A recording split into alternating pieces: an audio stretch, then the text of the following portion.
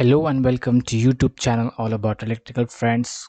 Welcome back once again to our series of energy efficiency and energy savings. Today I will show you a simple method of energy savings. It's quite simple. It's for uh, our daily residential purpose. So suppose you have a 1 kilowatt load of incandescent bulb, which is a incandescent bulb.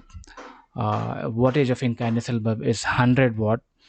So you have a 1 kilowatt load means you have 10 bulbs, and total wattage is 1000 watts. And if you're using it for 10 hours, so it would be 10,000 watt hour or 10 units, 10 kilowatt hour of per day. And if you consider it for a month, it would be 300 units per month. So your incandescent bulb consuming 300 units per month. So how much it's costing you? So its energy cost would be, if you consider on an average cost per unit of an electricity unit, 4 rupees, so 1200 rupees per month, and for an year 14,400 per year. And now replace it by 15 watt LED bulb.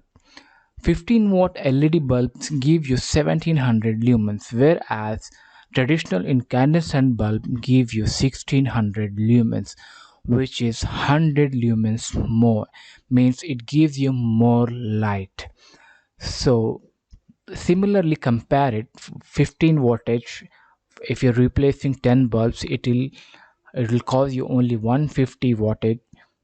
So if you're using it for 10 hours a day, so 1.5 unit per day, so for a month it would be 45 units per month.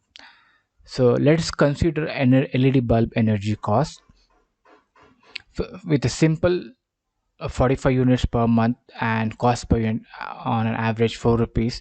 It's only costing you 180 rupees per month, and for a year it's costing you only 2160 per year, whereas a traditional incandescent bulb costing you 14,400 per year, and LED bulbs is only 2160 per year.